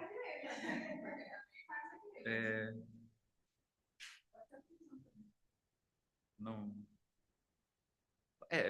igreja, prisão e bordel de fato, se a gente pensar, né? São os lugares fundacionais, né? E aí ele fala na 184 também, né, dizendo o seguinte: uma ocupação só começa a se tornar séria lá no início, quando aquilo que a constitui, isto é, em geral, a regularidade torna-se perfeitamente entediante. Eu pensei aqui no casamento, né? Dessa ideia não, claro, do tédio no sentido comum, mas, né, no sentido mais filosófico de tédio, até mesmo estetizante, né? Mas o casamento tem isso, né? Quando a seriedade do casamento passa também pelo tédio, né? Ele vai discutir a função do tédio. Aí, né, no capítulo seguinte, né, ele já está trabalhando os 3 tempos do Édipo, né? E na seção 1 aqui da nossa tradução, né, ele vai dizer assim: a colocação substitutiva do pai como símbolo significante no lugar da mãe. É disso que se trata, né? Então, você faz uma substituição da mãe por esse, na 186, por esse significante paterno, né? É disso que se trata. Então, nessa passagem pelo Édipo, é essa troca, né? O significante paterno entra no lugar da mãe. Aí ele vai falar sobre, né, só para passar mais adiante, né? Tem uma coisa interessante aqui, ainda no 86. Admitir agora como fundamental no triângulo, então, filho, pai e mãe, introduzir algo que é real, sem dúvida, mas que já insere no real, como que instituída, digamos, uma relação simbólica. Ele a insere objetivamente, se assim posso dizer, na medida em que podemos, por nossa vez, fazer dela um objeto e examiná-la. Claro, fazendo uma leitura anacrônica aqui, né, pensando no que o Lacan vai falar mais adiante, né, a gente está falando, claro, dessa disposição parental da criança, né, em termos do que ele pensa sobre real aqui, mas é isso, inserir no real essa função, é mais ou menos o que no seminário 23, no sintoma, né, o Lacan vai falar, né, de que, né, o simbólico ele faz furo no real, né? Nesse sentido. Não é o simbólico que é furado, né? É o simbólico que fura o real, né? Então, no seminário 23. Aí ele vai falar sobre a questão da paternidade, da incerteza, né, da atribuição do pai em relação ao coito, né? Vai falar do desejo, né? Essa questão do desejo, que é o desejo do desejo da mãe dessa criança alienada, né? deseja outra coisa. Que coisa incrível isso, né? Eu vou ler que ele diz: o que deseja o sujeito? Não se trata da simples apetência das atenções, do contato ou da presença da mãe, mas da apetência de seu desejo. A partir dessa primeira simbolização, em que se afirma o desejo da criança, esboçam-se todas as complicações posteriores da simbolização, na medida em que seu desejo é o desejo do desejo da mãe. Que bonito isso, né? Porque assim, uma mãe muito apática também, essa coisa de uma mãe depressiva, né? O como isso é devastador para uma criança, né? Exatamente. E, bom, na 189, eu acho que aquilo que eu falei sobre o Fordá está bem colocado, né? Que ele fala no primeiro bloco ali, antes do esquema. Dessa mãe que vai e vem, que é chamada quando não está presente, que quando está presente é repelida para que seja possível chamar. Está bem claro ali o movimento do Fordá, né? Então, ele coloca esse esquema aqui, né, entre o falo, a mãe, né, a criança e o pai, né? E aí a parte superior ali é relativa ao imaginário, né? E a parte inferior, né, que não é pontilhado, é simbólico, né? E não é apontado, né, mas essa ânsia aí entre esses campos, né, dá para se pensar como o real, né? Na edição Stafferle tem vários esquemas, não é só esse, não, a gente tem vários outros esquemas que ele está desenvolvendo a partir dessa disposição, né? Então, mas não vou me deter sobre isso em razão do tempo, né? Então, bom, ele está falando sobre isso, né? E aí na 190 ele vai dizer que a relação do filho com o falo se estabelece na medida em que o falo é o objeto do desejo da mãe. Então, é muito interessante porque ele vai falar do fetichismo, e aí tem uma passagem assim que é bem complicada hoje, né, a leitura, assim, mas eu acho interessante, que é do travestismo, né, que ele vai dizer assim que a criança, na verdade, né, ela vai praticar esse travestismo, assim como essa ideia de que por detrás das roupas da mãe tivesse esse falo, né, imaginado. Né? Então, mas ele está falando aí da questão perversa. Né? E aí ele vai falar sobre, então, claro, né, da castração, frustração e privação, e na 191 ele vai dizer, toda privação real exige uma simbolização, é isso. Aquilo, então, que é suprimido no real, você tem que ter uma contrapartida simbólica para se tentar, né, dar conta disso que ele está falando. Né? E aí um ponto importantíssimo, ainda na 191, é o seguinte: o que é castrado, isso eu acho importantíssimo mesmo, né? O que é castrado, no caso, não é o sujeito, e sim a mãe. Então, ao contrário que se pensa nessa relação da castração, né, não é o sujeito. O que está em jogo aqui é a castração, né, da mãe. É isso que ele vai colocar como ponto nodal aí do Édipo. Né? E daí da ideia, né, do objeto rival, de que a mãe vai ser privada pelo pai do objeto do seu desejo. Ele vai falar sobre uma escolha, né, a escolha que a criança tem. E aí tem uma parte muito interessante aqui, que ele está, né, fazendo uma alusão, né, uma paráfrase do Shakespeare, né, o ser e não ser, né, do Hamlet, né? Ter ou não ter, né? Ter ou não ter o pênis, isso na 192. Não são a mesma coisa. Entre os dois, não esqueçamos ao complexo de castração. Aquilo de que se trata no complexo de castração nunca é articulado, se faz quase completamente misterioso. Sabemos, no entanto, que é dele que dependem esses dois fatos, que de um lado o menino se transforma em homem e de outro a menina se transforma em mulher. Né? Mas isso, né, com a nossa leitura de hoje, né, a gente tem que sublinhar que é a posição em relação sexual, não é? O menino tem que, né, virar um homem, a menina tem que se tornar mulher, e que sair disso, né, como Freud coloca lá, é um desvio, não é? Né? A gente está falando dessas posições aí em relação sexual, né? Que depois o Lacan vai desenvolver isso, né, de uma maneira bem aprofundada com as fórmulas da sexuação, né? Mas aí eu lembrei que essa questão sobre isso, eu lembrei de 2 filmes, né? Eu sempre fico brincando com o cinema, de que você não precisa ter, de fato, o falo em si, o próprio órgão, né? Para exercer essa função, exercer a própria virilidade. E aí eu lembrei de 2 filmes bem interessantes, assim, que eu gosto muito.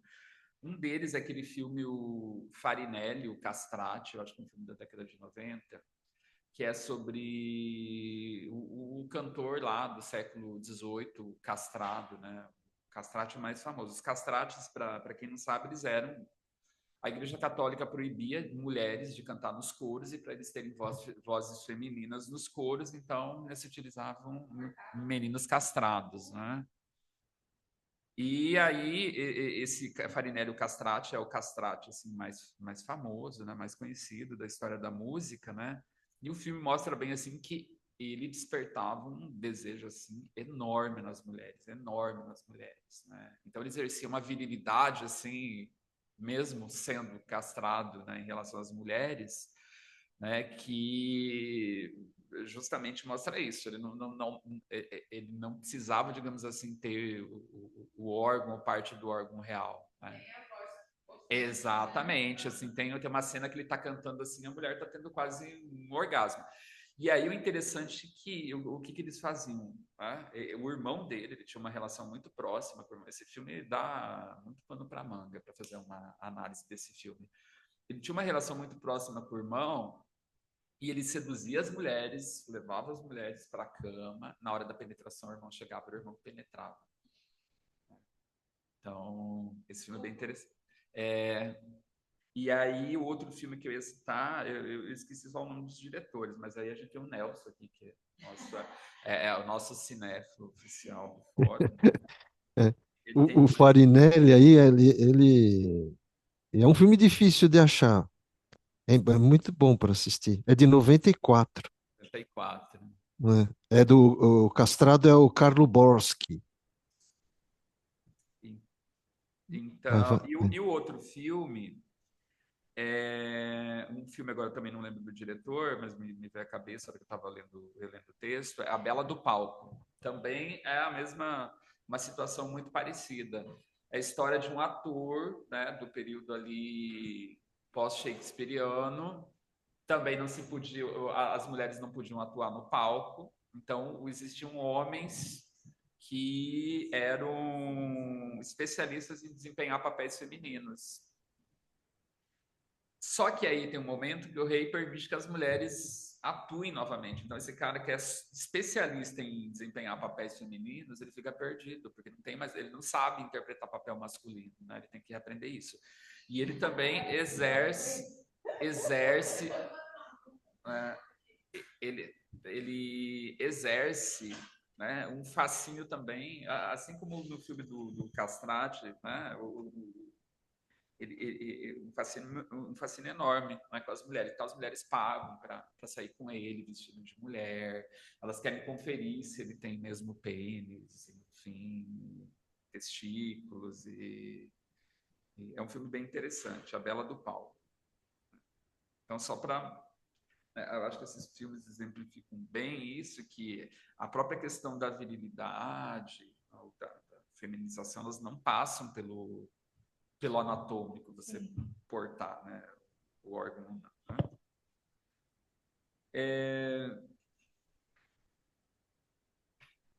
Aí o que nós temos? Mais adiante. Aí na página, eu vou passar bem rápido a questão do tempo, né? Ele fala assim: sabemos que a função do pai, na 194, o nome do pai está ligado à proibição do incesto, mas ninguém jamais pensou em colocar no primeiro plano do complexo de cassação o fato do pai promulgar efetivamente a lei da proibição do incesto. O que ele está dizendo aí? Bom, se essa função do pai está ligada à proibição do incesto, a gente entende que e talvez isso seja bem, né, desenvolvido, esmiuçado, explicado no livro do Mustafa Safwan, né, A Palavra à Morte, né? Então, a função paterna é ela que instaura a cultura, né, porque, enfim, a cultura, né, pelo menos de acordo com Freud, Lacan, né, a instalação da cultura, a passagem da natureza da cultura se dá pela interdição, né, do incesto. Então, é o pai que vai instalar a cultura, né, a partir dessa função. Ele vai citar o Fordá, que ele vai falar aí mais adiante. Tá. Na 195 ele vai dizer assim: a lei da mãe, é claro, é o fato de que a mãe é um ser falante. Isso basta para legitimar que eu diga, né, a lei da mãe, né, nessa questão que está falando do desejo da mãe, né, essa relação com o pai.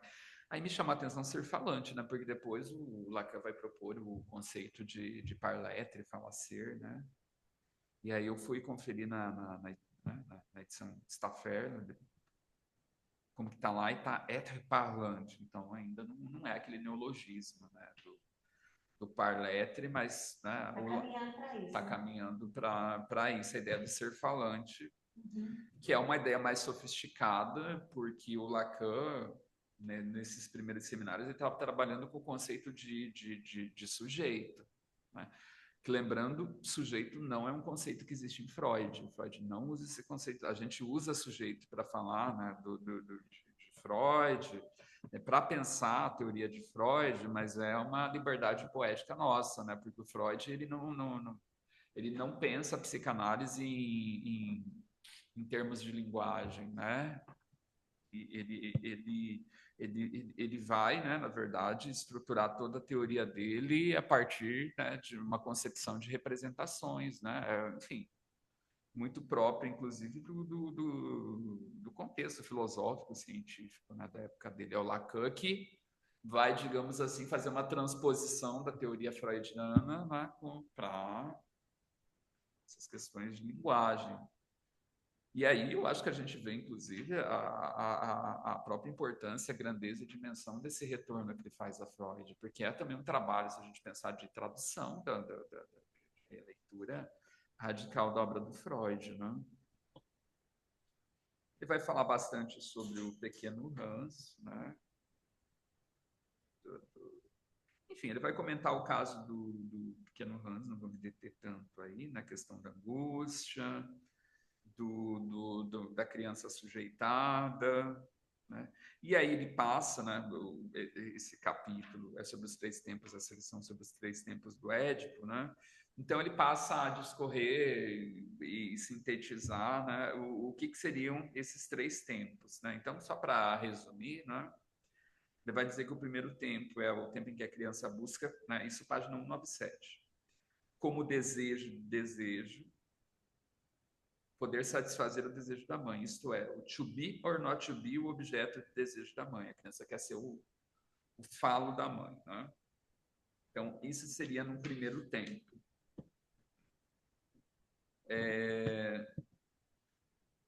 E aí, ainda no 98, ele vai falar, no primeiro tempo e na primeira etapa, portanto, trata-se disso.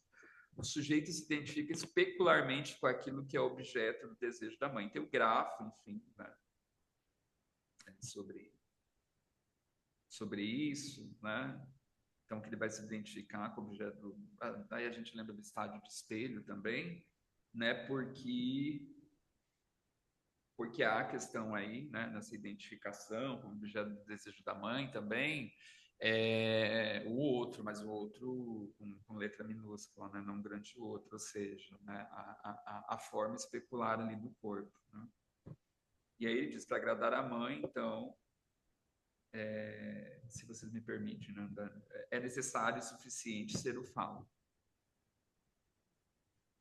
Lembrando que o obsessivo ele não consegue sair disso depois, né, de certo modo. Né?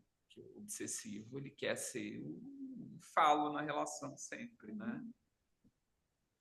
Esse lugar que ele sempre procura, né? Aí no segundo tempo ele vai dizer que o pai, né, ainda na página 98, intervém efetivamente como privador da mãe, o que significa que a demanda endereçada ao grande outro caso transmitida como convém, será encaminhada a um tribunal superior, se assim posso me expressar, né? Tribunal superior, nos nossos dias a gente entende bem, né? Esse encaminhamento, né? E aí, como ele usa essas coisas do direito para expressar, né? Alguns, sim, né? Isso dá até um trabalho, né? A questão da própria terminologia e expressões aí jurídicas, né? A própria forclusão, né? Sim. E ele fala uma coisa interessante, até que eu não tinha assinalado, mas é interessante, que ele fala assim: com efeito, aquilo sobre o qual o sujeito interroga o grande outro, na medida em que ele o percorre por inteiro, sempre encontra dentro dele, sob certos aspectos, o outro do outro, ou seja, a sua própria lei, né? Lembrando que no seminário 20, o Lacan, né, vai colocar a mulher, né, no lado do real, lá na acaba da sexuação, né, e dá condições assim para se inferir que a mulher, de algum modo, ela sabe que não existe esse outro do outro. Né? A mulher como não toda, né? Inclusive, o Miller, agora eu me esqueci o texto, mas ele tem um texto, assim, muito interessante, né? No qual ele fala que as mulheres são amigas do real, né? Justamente para elas terem esse saber que... Né? Saber não todo, né? Que tá desse lado do real, né?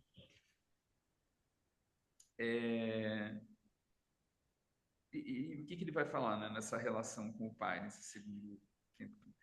Enfim, né, ele vai dizer o seguinte: que o que está em questão não é se esse pai é presente em relação à criança, não é se esse pai ele é potente, ele é viril, né?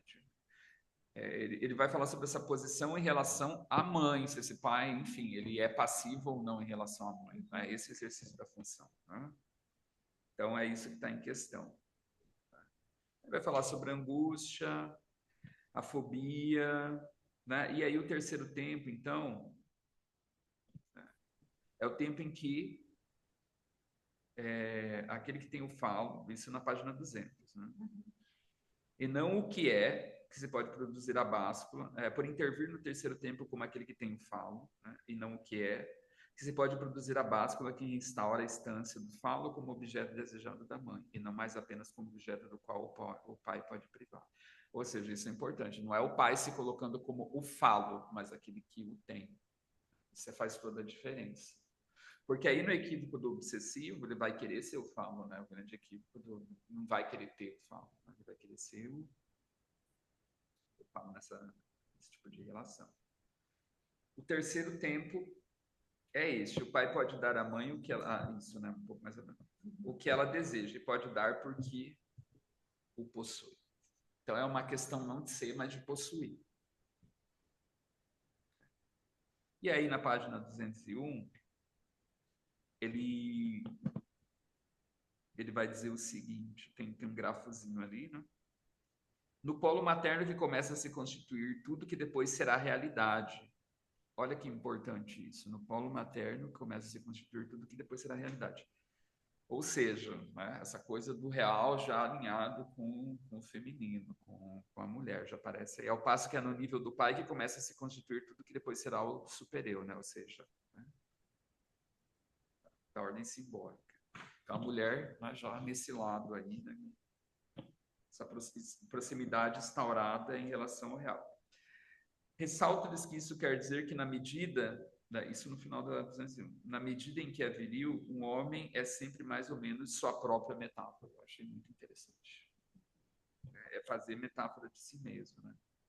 Mas o Lacan fala que o termo virilidade implica um certo ridículo. E aí ele vai falar sobre a feminilidade, uma certa feminilidade que assume também, né, uma virilidade, né? Ele vai falar nas 202, nas verdadeiras mulheres há sempre algo meio extraviado. Nesse sentido assim, não é? Nesse sentido assim de muito elas, né, terem também, né? E é isso que é interessante, né? Porque se a gente observar assim com atenção, nas verdadeiras mulheres, o que ele está querendo, pois é, né? muito legal isso, né? a gente fazendo uma leitura assim anacrônica, se pegar o seminário 20, né, a gente já amarra, claro, né, com essa ideia da mulher não toda, né? Mas aqui a gente não é o caso, né? Então, ainda é isso, né? E aí, para resumir, sintetizar a fórmula, né? A fórmula da metáfora que eles forneci não quer dizer nada senão isso, que existem duas cadeias. Ele vai matematizar tudo isso, né? Esquematizar. O S do nível superior, que são significantes, é o passo que encontramos abaixo deles, tudo que circula de significados ambulantes, né? Então, né, está falando aí sobre o deslizamento, né, de cadeia, né? Porque eles estão sempre deslizando. A amarração de que falo, o ponto de basta, é tão somente uma história mística, pois ninguém jamais pode alinhavar uma significação insignificante. Então, ele está falando desse deslizamento, então, né, das significações significantes, lembrando, né, da inversão dele do matema do Saussure. E aí ele esquematiza isso, então, né, o pai, né, significante da lei, acima de todos os significantes, e aí os S pequenos ali, né, que são os significados, né, nesse deslizamento de cadeia. Vai falar sobre isso. Não sei se pelo tempo, Tati, você prefere que eu siga ou se abra de repente para a gente ter mais. O que você preferir? Falta 15 minutos. Eu queria ouvir também, né? Vocês não sabem isso. Não. Vocês querem falar alguma coisa? Se alguém quiser falar, comentar, gente. Quer fazer algum comentário? Marcelo está perguntando. Que eu me sinto assim, falando. Eu agora estou falando. Nelson não está te ouvindo.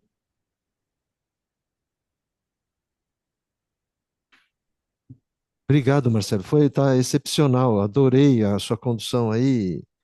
Me suscitou um monte de coisa muito boa a sua sequência aí, viu? Eu gostei demais de te escutar. E viu, a Bela do palco dificílimo, eu acabei de achar aqui, tá? Nelson, você é demais, viu? Eu fico impressionada. Acabei, porque é um filme que não tem esse daí para assistir. Então, eu vou pôr lá como documento, acho que vai dar para no grupo. Aí abre e já é legendado, tá? Não precisa. Que ótimo. Porque às vezes eu faço a transcrição, eu ajeito a legenda ali, tá? Obrigada, Nelson, obrigada mesmo. Obrigado vocês aí, foi ótimo. Obrigado, Nelson. Marcelo, obrigado pelo teu comentário, assim, né? Nossa, muito bom te ouvir. E eu fiquei pensando nesse negócio do Staferla, né? Porque eu sempre usei assim para colher um ponto ou outro, né? Mas, por exemplo, os capítulos que eu tinha comentado, em diversos momentos no texto ali ele cita coisas que eu não vejo nos desenhos, né? Então eu fiquei com essa impressão que tinham ficado coisas para trás mesmo. Eu vou fazer vou dar essa conferida se tinham alguns grafos que não estão, né? Interessante isso que você fala. Vale a pena. Eu acho que o Nelson disponibilizou, né, o Staferla, né, essa versão do seminário. É interessante, assim, mesmo para quem não domina o francês, como é o meu caso, né? Eu, digamos assim, eu leio em francês, mas na verdade, se for para fazer uma leitura, até mesmo a pronúncia, eu tenho sérios problemas, né, com o francês, mas eu entendo. E assim, dá para perceber que o texto, ele tem a disposição dele tem uma clareza maior do que o texto traduzido, o texto da edição impressa.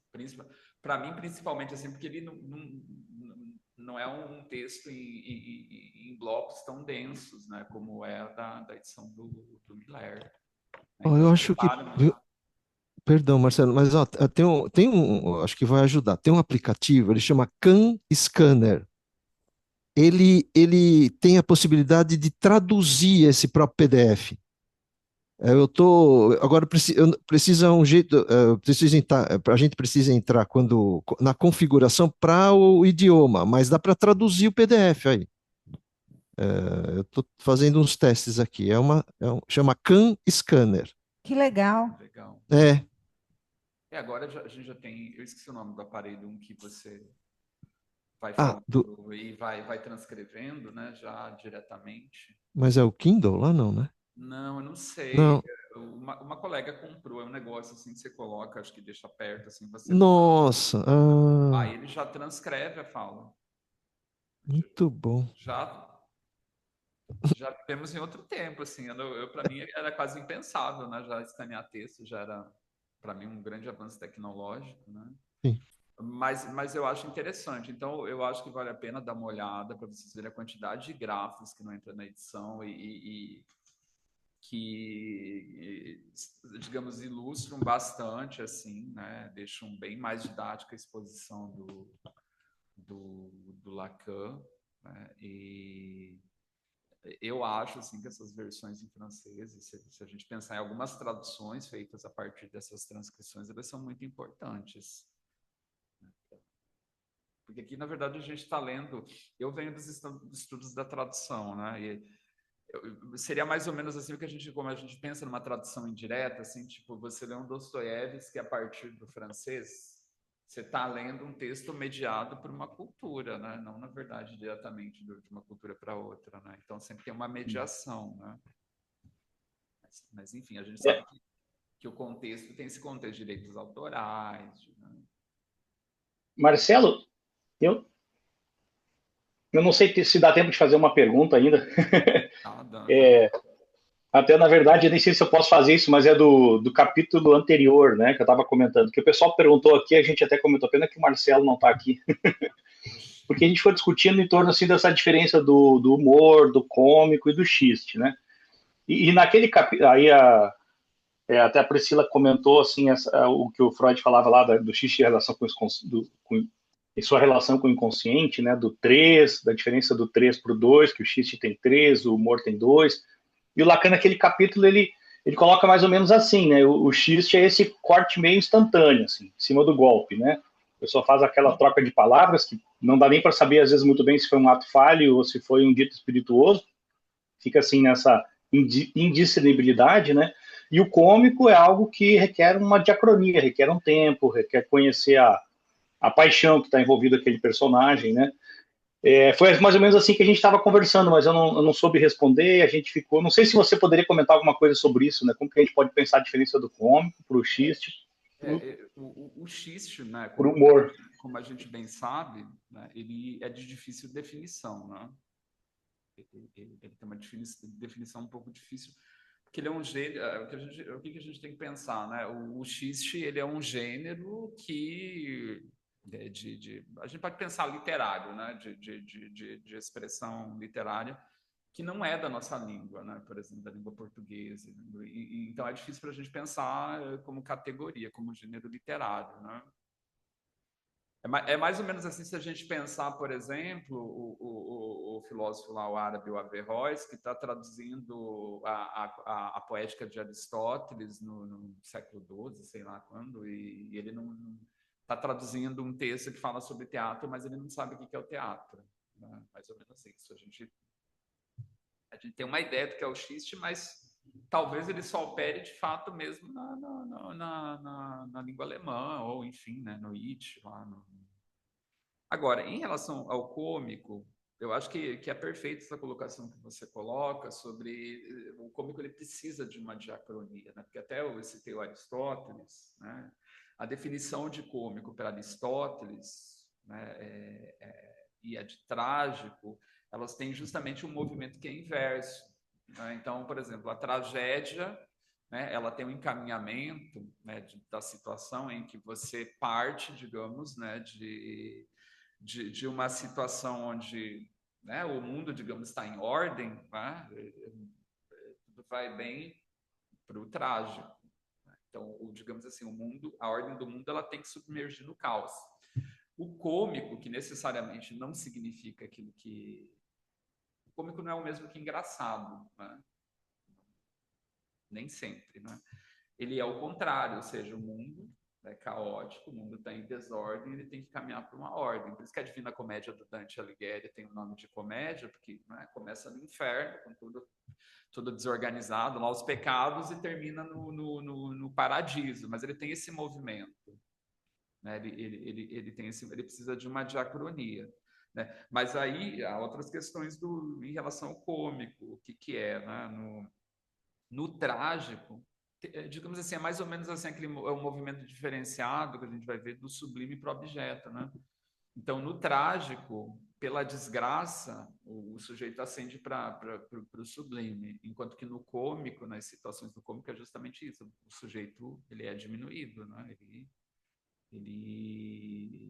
Digamos, né?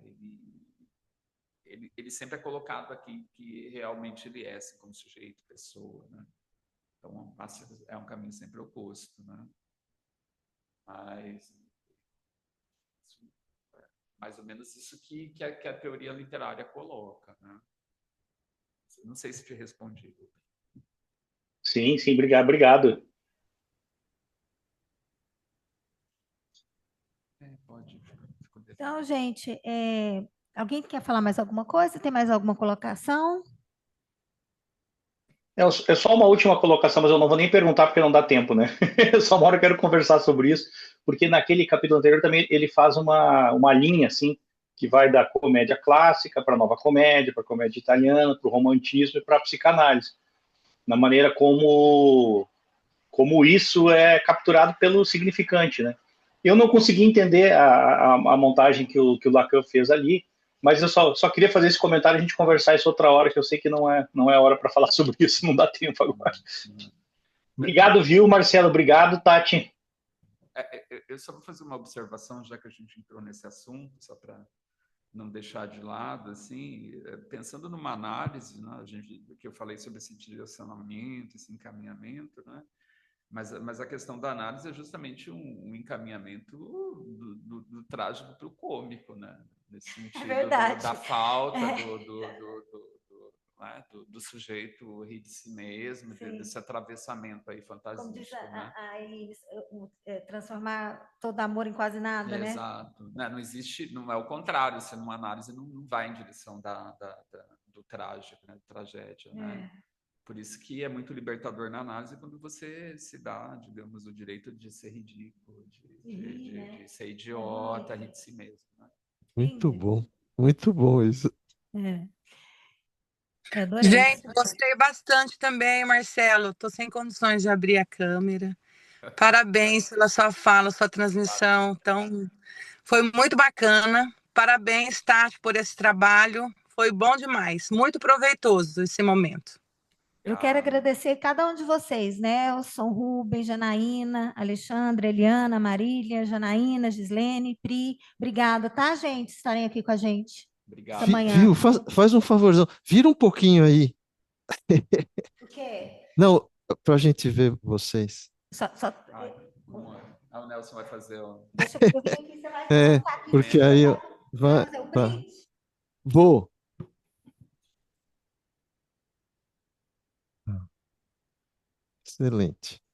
Obrigada, Obrigado, gente. Bom gente. sábado para vocês. Obrigado. Agora vai começar o 11 com a Pri, com a Fran, né? Bom trabalho para vocês aí. Saudade, meninas. Um beijo. Muito bom.